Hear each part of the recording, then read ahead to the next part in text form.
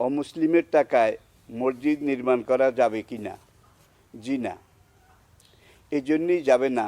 ইন্নামা ইয়ামুরু মাসাজিদ আল্লাহে, কোরআনে পাকের এই আয়াতের মধ্যে আল্লাহ পাক পরিষ্কারভাবে বলে দিয়েছেন যে আল্লাহর ঘর মসজিদ তারাই বানাবে মান আমানা বিল্লাহ, যারা আল্লাহর উপরে ঈমান আনবে, আল্লাহ রাসূলের উপরে ঈমান আনবে, পরকালের উপরে ঈমান আনবে, হিসাব নিকাশের উপরে ঈমান আনবে।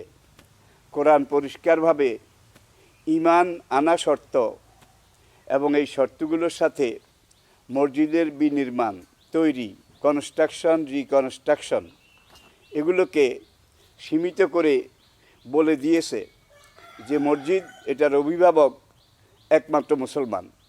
মুসলমানরা মুসলমানের টাকা দিয়ে মসজিদ বানাবে, তারা মসজিদের রক্ষণাবেক্ষণ করবে, মসজিদের মেনটেনেন্স খরচ এগুলার যোগানও তারা দেবে।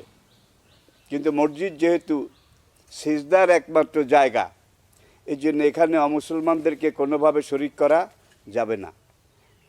ইন্নামাল মুশরিকুনা নাজাস, যারা অমুসলিম তারা অপবিত্র।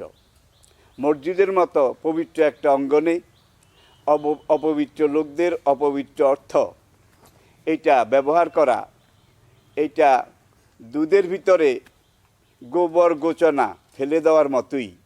আল্লাহ আমাদেরকে এই বিশ্বাস এগুলো থেকে বাঁচার এবং এই ভ্রান্তি এগুলো থেকে বেঁচে থাকার তৌফিক দান করুন।